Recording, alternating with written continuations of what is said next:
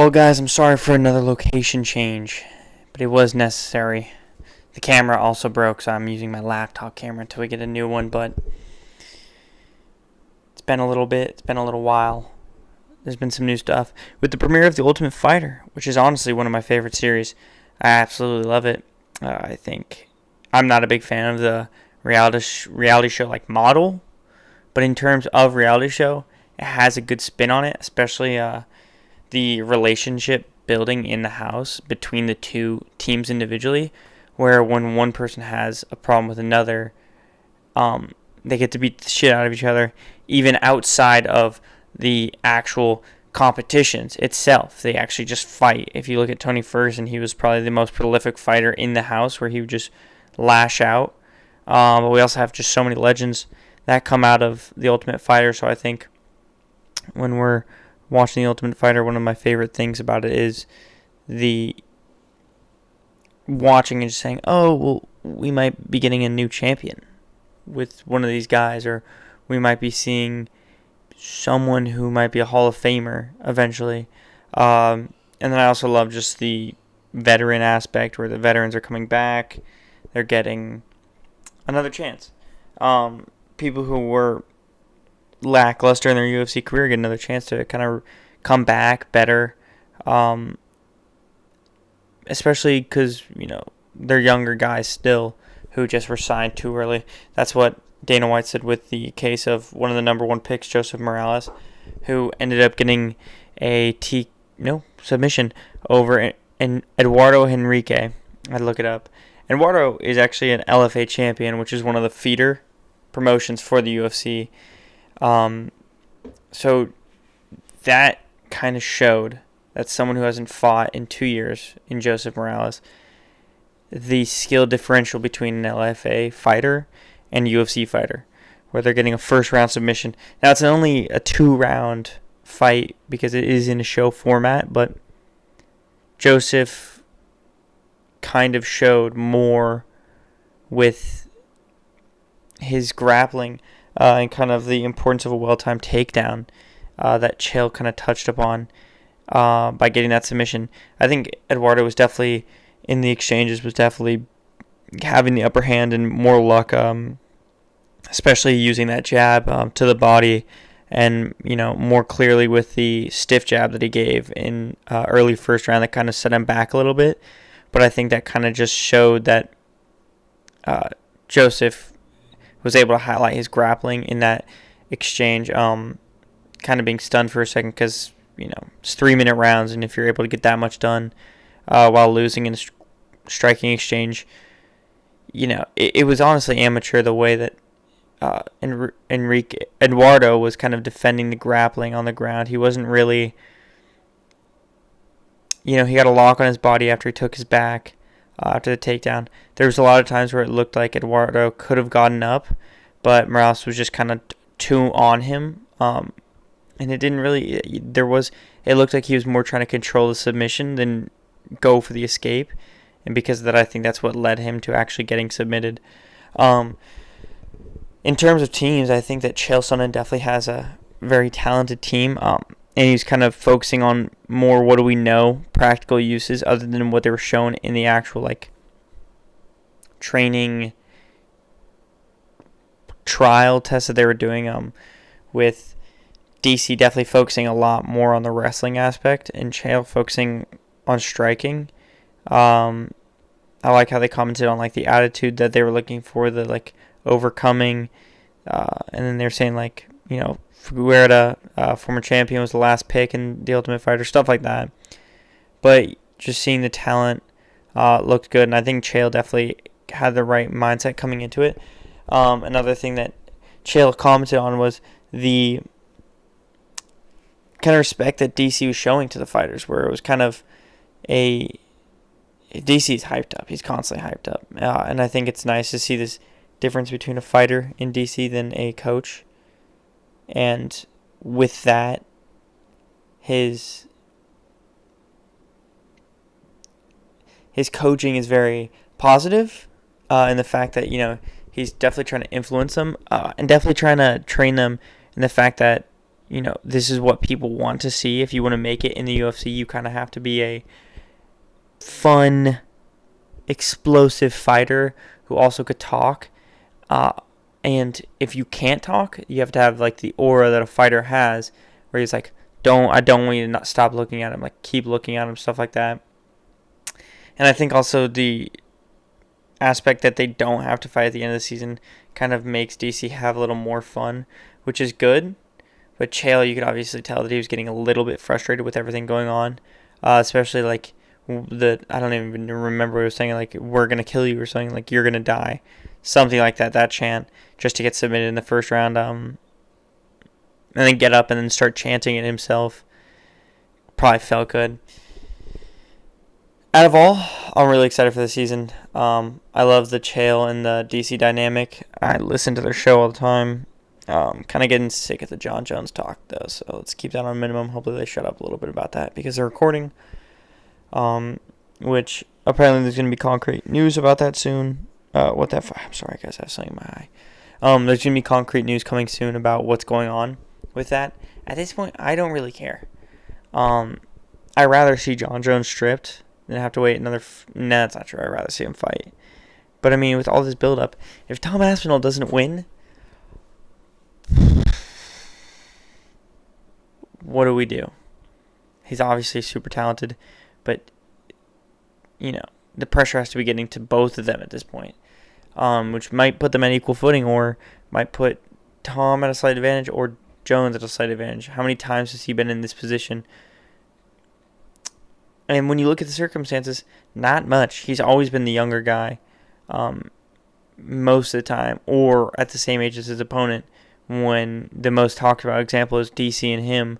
DC was 36, Jones was in his 20s on their first fight. The second fight, I think DC was 39. He was aging out.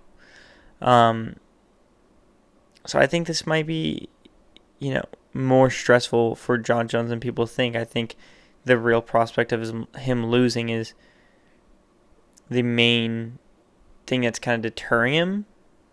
And also just his like actual lifestyle right now, where he's out eating whatever he wants and doing stuff, but he's claiming he's losing weight, and it's, well, you're a heavyweight, so it doesn't really matter. But other than that, I mean, we'll kind of see what happens with John soon.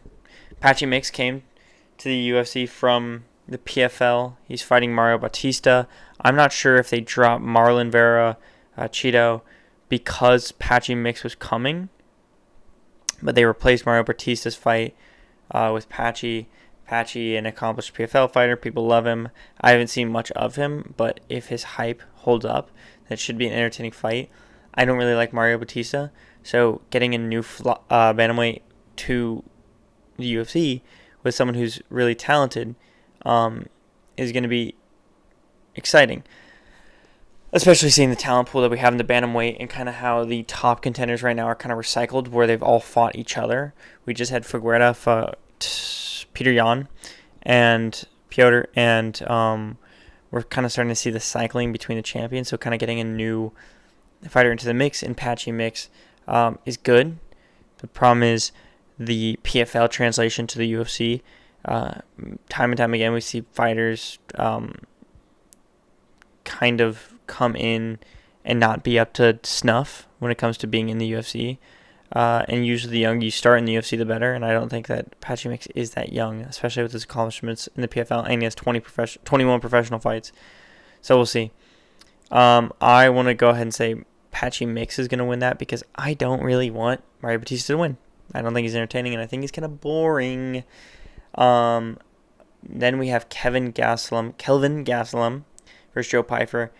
Kelvin, I hate saying that. Gastelum has kind of put on a lot of weight. He moved up to middleweight. I think hasn't always been in middleweight, but he's put on this like figure of someone who isn't really. He's a big guy.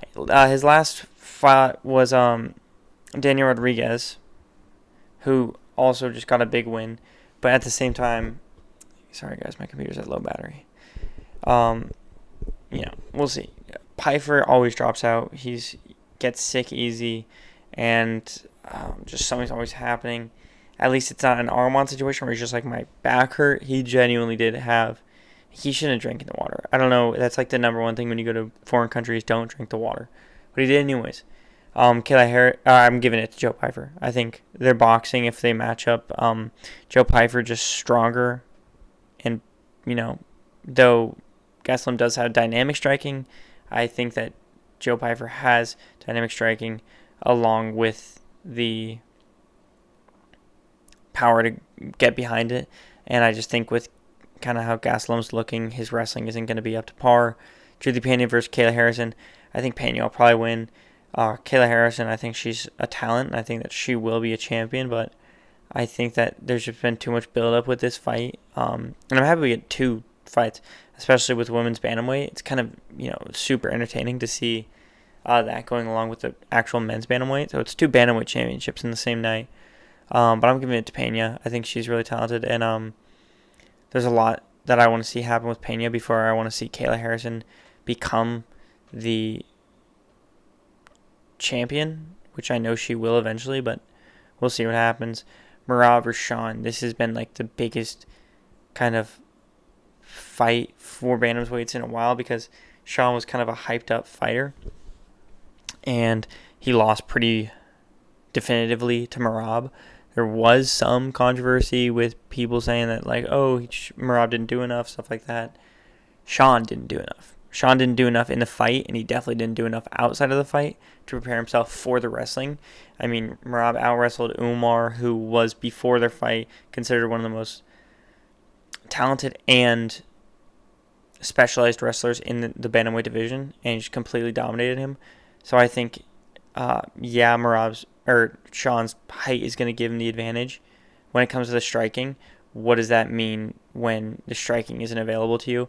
And I think that his humbleness that he's been kind of trying to show, especially with not doing the podcast and staying out of the social media light, and he stopped gooning and he stopped drinking water or whatever he does, kind of hopefully he just was like, yeah, all right, my wrestling was ass.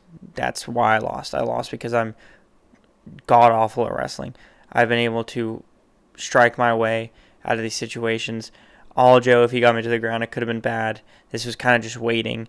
He kind of got to pick his Cheeto fight because it was his only recorded loss up until that point, so he got that one back. And then he gets to the next place where it goes, okay, time to fight, So I'm going to go ahead and give that back to Merab.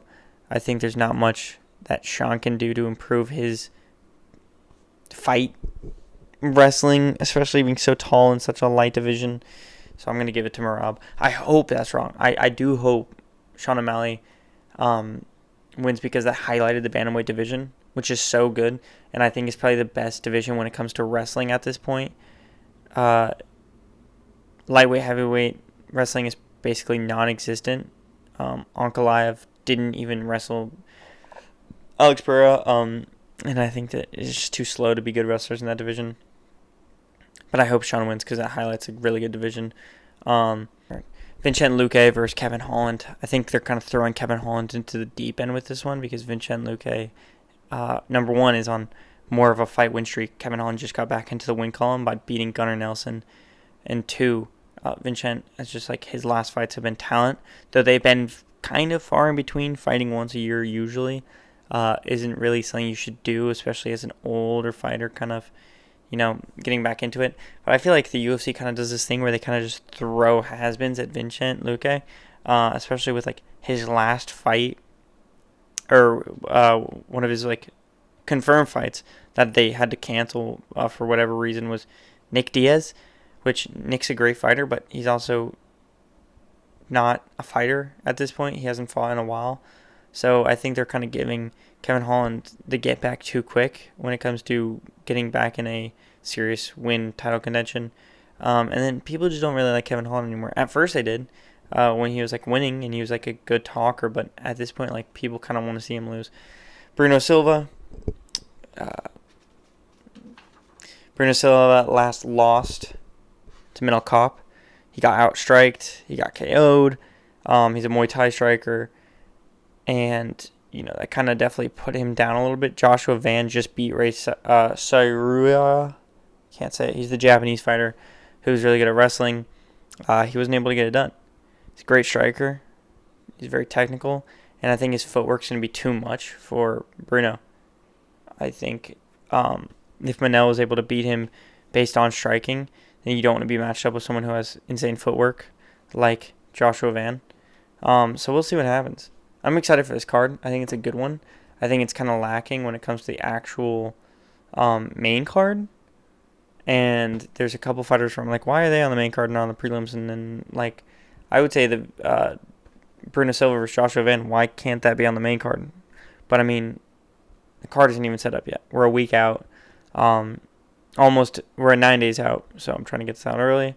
But I'm excited. And I'm excited for this season of The Ultimate Fighter.